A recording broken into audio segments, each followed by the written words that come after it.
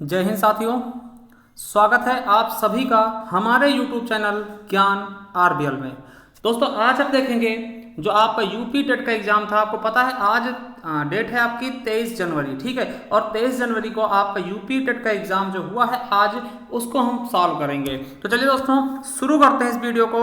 आपको बता दें कि अगर पहली बार जुड़े हैं तो चैनल सब्सक्राइब किए बिना मत जाइएगा। तो चलिए दोस्तों शुरू करते हैं। देखिए हिंदी का पार्ट है, आपको दिखाते हैं इसमें, ठीक है। ये आपका चलेगा दोस्तों किससे, 31 से लेकर के आपका चलेगा, यानी 30 क्वेश्चन 60 तक चलेगा, ठीक है। यानी 30 क्वेश्चन 30 पार्ट के क्वेश्चन आए थे। तो चलिए दोस्तों देखते हैं इसको। देखिए पहले क्या था आपका गद्यांश है, गद्यांश को पढ़ना है 31 से 35 तक, यानी 5 क्वेश्चन के आंसर आपको इसको पढ़ के देना है। तो चलिए दोस्तों ये लिखा है कि देखिए आदिम आर्य घुमक्कड़ थे, है ना, ये पूरा दिया हुआ है। तो इसको हम ना पढ़ते दोस्तों, जल्दी से आपके आंसर बताते चलेंगे, क्योंकि आपको मिलाना है ना कि इसमें से ढूंढना है, ठीक है। देखिए चलिए पहला क्वेश्चन, घुमक्कड़ शब्द में कौन सा प्रत्यय होता है। दोस्तों आपको पता होगा कि घुमक्कड़ में प्रत्यय क्या होता है, अक्कड़ होता है। क्या होता है, अक्कड़ होता है, ठीक है।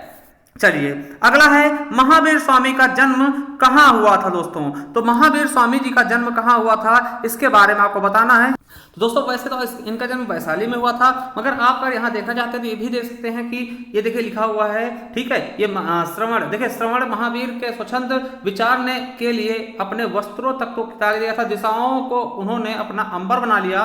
वैशाली, कहाँ, वैशाली में जन्म लिया था। जन्म के बारे में पूछा गया था तो वैशाली, अगर मृत्यु पूछता तो दोस्तों पावापुरी होता, ठीक है। दोस्तों क्या हो जाएगा आपका, वैशाली हो जाएगा, ठीक है, बिल्कुल सही। चलिए अगला है, स्वच्छंद में कौन सी संधि होगी दोस्तों। तो आपको पता है स्वच्छंद में दोस्तों क्या होगा, स्व प्लस छंद हो जाएगा, ठीक, स्व प्लस छंद हो जाएगा। और आपको पता है ये कौन सी संधि होती है दोस्तों, आपको पता है ये व्यंजन संधि होगी। क्या हो जाएगी, व्यंजन संधि हो जाएगा दोस्तों, बिल्कुल सही आपका ये आंसर हो जाएगा। 33 का आपका सेकंड नंबर, ठीक है। चलिए अगला क्वेश्चन देखते हैं कि नेक्स्ट क्वेश्चन क्या है, थोड़ा सा इसको जूम करते हैं। अगला है, महात्मा बुद्ध ने जब बुद्धत्व प्राप्त किया था तब उनकी अवस्था कितनी थी दोस्तों। इसका देखिए कितने साल थे, वैसे 35 साल थे, मगर हम आपको दिखाना चाहेंगे कि देखिए इसमें क्या लिखा है कि बुद्ध के बारे में बताया गया है पूरा, और 35 साल की उम्र में उन्हें बुद्धत्व प्राप्त हुआ था। तो आप यहां से दोस्तों 35 साल आप लगा सकते थे, ठीक है। तो सही ऑप्शन का हो जाएगा 4th नंबर, ठीक है। अगला है,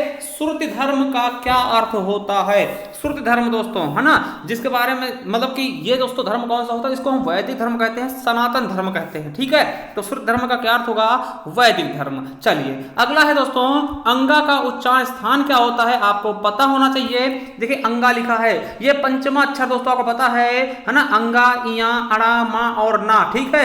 ये अंतिम वर्ण होते हैं, ठीक है। ये दोस्तों पंचमा अक्षर होते हैं जिन्हें हम किससे प्रदर्शित करते हैं दोस्तों, और इनका उच्चारण स्थान क्या होता है, तो वो आपका नासिक होता है। क्या होता है दोस्तों, नासिक होता है दोस्तों, ठीक है। तो बिल्कुल सही आपका क्या हो जाएगा दोस्तों, नासिक हो जाएगा, बिल्कुल अच्छा समझिएगा, ठीक है, गलती मत करिएगा। चलिए अगला है, 4 गज मलमल।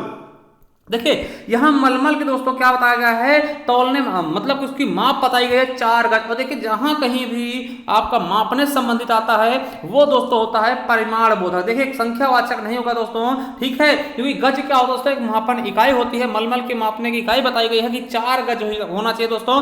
और अगर दोस्तों परिमाण बोधक में दोस्तों निश्चित अनिश्चित आता दोस्तों, ये निश्चित हो जाता क्योंकि यहाँ पे ये निश्चित बताया गया है। तो बिल्कुल अच्छे समझ आएंगे, ये संख्यावाचक नहीं होगा दोस्तों, क्या होगा आपका परिमाणवाचक। चलिए अगला है, समास का विलोम क्या होता है दोस्तों। तो समास का विलोम क्या होता है, व्यास होता है, या विग्रह कह सकते हैं दोस्तों, व्यास बिल्कुल सही आंसर हो जाएगा।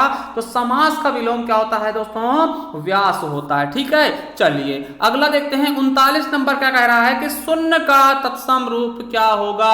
शून्य, शूना, शून्य या फिर शून्य दोस्तों, तो आपको पता होना चाहिए शून्य हो जाएगा शून्य का तत्सम रूप। और शून्य दोस्तों किसका पर्यायवाची होता है, आपको पता होना चाहिए, आकाश को भी हम शून्य बोलते हैं। तो बिल्कुल सही ऑप्शन हमारा सेकंड हो जाएगा। चलिए मुहावरा आ चुका है आपका, आंख की किरकिरी होने का अर्थ क्या होता है। तो आंख की किरकिरी होना मतलब क्या होता है दोस्तों, आंख की किरकिरी मतलब क्या, आंखों में चुभना, यानी कि क्या होना, अप्रिय लगना। क्या, अप्रिय लगना दोस्तों। चलिए अगला है, निम्नलिखित में से किस शब्द की वर्तनी सही है दोस्तों। तो क्या होता है, अनुग्रहित होता है दोस्तों, अनुग्रहित होता है, ठीक है। तो दोस्तों ये होता है अनुग्रहित, है ना।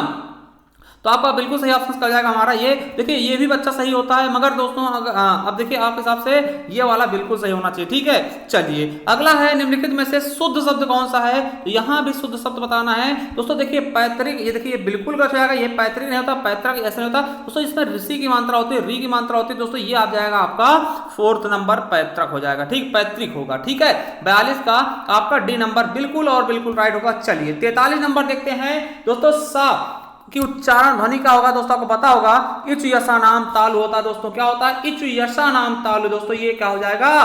तालव्य हो जाएगा दोस्तों। आपको पता है ये सरौता वाला क्या होता है? इसको दंत बोलते हैं। ठीक है, ये दंत होता है। और खटकोड़ा जो होता है दोस्तों, इसको मूर्धन्य बोलते हैं। और ये वाला क्या होता है दोस्तों? इसको हम तालव्य बोलते हैं। ठीक है, चलिए अगला है अत्यंत शब्द में कौन सा उपसर्ग होगा दोस्तों? तो अत्यंत, अति धन अंत, क्या होगा?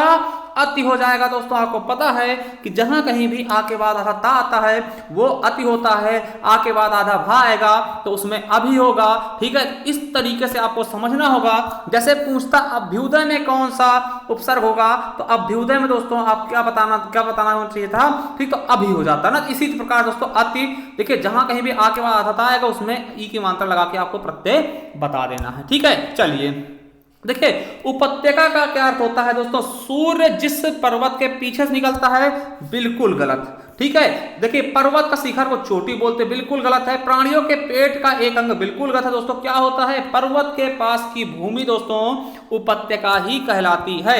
चलिए 46 नंबर क्वेश्चन है कि निम्नलिखित में से मौखिक अभिव्यक्ति का रूप है दोस्तों। तो मौखिक अभिव्यक्ति का रूप कौन सा है ये आपको बताना है। शुद्ध वर्तनी, श्रुतलेख, सुलेख या आशुभाषण दोस्तों। तो क्या होगा? मौखिक दोस्तों, मुख से बोला जाने वाला। दोस्तों आपको पता है कि जो भाषा व्यक्ति होती है 3 प्रकार की होती है, लिखित, मौखिक और सांकेतिक, जिसमें दोस्तों प्रमुख लिखित और मौखिक होता है।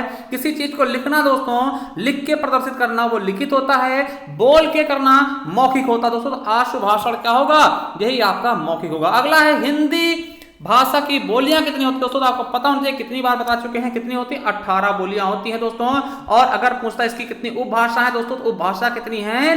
5 हैं। ठीक है, 5 उपभाषाओं के अंतर्गत दोस्तों टोटल कितनी? 18 बोली आती हैं। ठीक है, 5 उपभाषा कौन कौन सी है? तो आपको पता, पूर्वी हिंदी, पश्चिमी हिंदी, है ना, बिहारी हिंदी, राजस्थानी हिंदी और पहाड़ी हिंदी। चलिए तो अगला क्वेश्चन है सामाजिक शब्द में मूल शब्द और प्रत्यय है दोस्तों। तो क्या होगा? समाज प्लस एक, क्या? समाज प्लस एक दोस्तों, सामाजिक। देखिए ये देखिए दोनों में कंफ्यूजन दे रखा है। देखिए समाज नहीं होगा, समाज होगा, समाज प्लस एक सामाजिक। ठीक है, चलिए अगला है तद्भव पत्रिका के संपादक कौन है? तो दोस्तों तद्भव के हैं कौन है? तो अखिलेश हो जाएंगे। ठीक है, चलिए अगला है 12 बरस लो कुकुर जीवे और 13 लो जीएसआर, है ना। बरस 18 क्षत्रिय जीवे, उसके आगे जीवन अधिकार कैसा, ऐसा कुछ है दोस्तों। ठीक है, तो ये आपको पता है ये आला खंड का है। किसका है? आला खंड दोस्तों, जिसको जगनिक ने लिखा है। किसकी पंक्तियां हैं? तो जगनिक जी की हैं। ठीक है, किसकी है? जगनिक जी की है दोस्तों। अगला है अकाल का पर्यायवाची क्या होता दोस्तों? अकाल का क्या होता है? दुर्भिक्ष होता दोस्तों, समझ जाइएगा। ठीक है, अपरिहार्य क्या होता दोस्तों? आवश्यकता से अधिक चीजों का त्याग करना अपरिहार्य कहलाता है दोस्तों। तो बिल्कुल सही ऑप्शन का हो जाएगा आपका पहला। चलिए देखते हैं 52वां क्वेश्चन, देखते हैं क्या कह रहा है हमारा। देखिए 52 क्या है? 52 क्वेश्चन क्या है? निम्नलिखित वाक्यों में से कौन सा मिश्र वाक्य है दोस्तों? क्या है? मिश्र वाक्य है दोस्तों। कौन सा मिश्र वाक्य है ये आपको बताना है दोस्तों। कौन सा मिश्र वाक्य पता है? सरल वाक्य, संयुक्त वाक्य और मिश्रित वाक्य, 3 वाक्य होते हैं। ठीक है, अध्यापकों के सम्मुख छात्र थे दोस्तों, सरल वाक्य है ना। अगला है क्या अध्यापकों के सम्मुख छात्र पढ़ते हैं दोस्तों? ये भी आपका सरल ही है। देखिए अध्यापक देखते हैं कि छात्र पढ़ते दोस्तों, देखिए की आ गया दोस्तों, यही आपका मिश्र वाक्य होगा। ठीक है, ये आपका बिल्कुल सही, तीसरा ऑप्शन बिल्कुल राइट होगा दोस्तों। और आपको बता दें छात्र पढ़ते हैं और अध्यापक उन्हें देखते हैं दोस्तों, तो और आ गया, ये आपका संयुक्त होता। मगर दोस्तों हमसे मिश्रित पूछा है, सॉरी मिश्र पूछा या मिश्रित पूछा दोस्तों, बिल्कुल सही ऑप्शन हमारा थर्ड हो जाएगा। चलिए अगला है जिसकी पूर्व में आशा ना की गई हो दोस्तों, क्या होता है?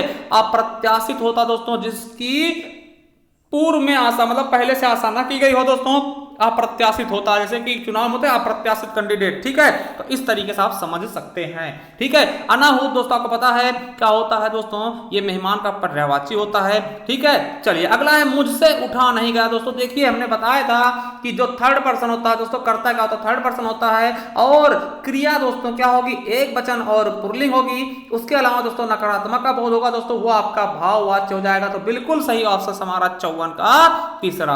अगला है निष्कपट, निष्कपट दोस्तों, निष्कपट देखिए इसमें क्या होगा, जो खटकोड़ा दोस्तों वो विसर्ग में टूटेगा तो निष्कपट क्या हो जाएगा, निधन कपट दोस्तों, निष्कपट हो जाएगा। चलिए अगला है इस देश में हिंदी भाषा का प्रयोग लिखने और बोलने के लिए क्या था दोस्तों, किस देश में दोस्तों हिंदी भाषा का प्रयोग, थोड़ा कटा होगा आप लोग समझ जाइएगा कि किस देश में दोस्तों हिंदी भाषा का प्रयोग लिखने और बोलने के लिए क्या था दोस्तों, आपको पता होना चाहिए। कहां पर, तो मॉरिशस में दोस्तों, कहां पर, मॉरिशस में दोस्तों। और आपको पता है कि हिंदी के भाषा के कई सारे जो सम्मेलन है दोस्तों, विश्व हिंदी सम्मेलन कई बार दोस्तों मॉरिशस में आयोजित भी किए गए हैं। चलिए अगला है सूरसागर किस भाषा की रचना है, आपको भी पता होना चाहिए। सूरसागर दोस्तों किसकी रचना है, तो दोस्तों किसकी है, आपको पता होगा सूरदास जी की, ठीक। और सूरदास जी किसके कवि थे, किस भाषा के, तो आपको पता होना चाहिए वो ब्रज भाषा के कवि थे। किसके थे, ब्रज भाषा। तो हमारा थर्ड ऑप्शन बिल्कुल राइट होगा। अगर यहीं पे दोस्तों रामचरितमानस पूछा तब अवधि सही होता दोस्तों, मगर क्या पूछा है, सूरसागर दोस्तों, थर्ड ऑप्शन बिल्कुल राइट होगा। चलिए अगला है वीरों का कैसा हो बसंत। दोस्तों ये किसका है दोस्तों, किसने लिखी है, तो आपको पता होना चाहिए दोस्तों किसने लिखी है, तो सुभद्रा कुमारी चौहान। देखिए सुमित्रा कुमारी चौहान इसने कंफ्यूज किया दोस्तों, इसको मत लगाइएगा, ठीक है, सुभद्रा कुमारी चौहान। अगर दोस्तों पूछता पुष्प की अभिलाषा किसकी, तब माखनलाल चतुर्वेदी होता। तो हमारा डी ऑप्शन बिल्कुल और बिल्कुल राइट हो जाएगा। चलिए अगला क्षेत्रीय में कौन सा विशेषण दोस्तों, क्षेत्रीय देखिए ये क्या है, किसी चीज गुण बता रहा, क्षेत्रीय मतलब किसी भी क्षेत्र के गुण बता, क्षेत्रीय है ना दोस्तों, ये कैसा होगा आपका गुणबोधक हो जाएगा, ठीक, गुणवाचक हो जाएगा। आपको पता होना चाहिए। देखिए संख्या कुछ है नहीं इसमें, परिमाण नापा तौला नहीं जा सकता दोस्तों, सार्वनामिक है नहीं, आपका बिल्कुल सही और बिल्कुल बिल्कुल सही हो जाएगा ए नंबर। चलिए चौराहा में कौन सा समास दोस्तों, आपको पता संख्यावाची चीज आ गई तो द्विगु ही होगा, ठीक है दोस्तों। ये होगा हिंदी के पूरे 30 क्वेश्चन, ठीक है। तो दोस्तों नेक्स्ट पार्ट दोस्तों और भी हम कराने वाले हैं इसके, जैसे संस्कृत हो गया, मैथ्स हो गया, और दोस्तों आपका जो भी बाल विकास है सब कुछ करवा देंगे दोस्तों। तो उसके लिए चैनल सब्सक्राइब कर लीजिएगा, बेल आइकन अवश्य प्रेस करिएगा, और अपने क्वेश्चन जोड़ के हमें जरूर बताइए कितने क्वेश्चन आपने सही किए हैं। तो चलिए दोस्तों मिलते हैं नेक्स्ट वीडियो में और पार्ट के साथ। थैंक यू, धन्यवाद।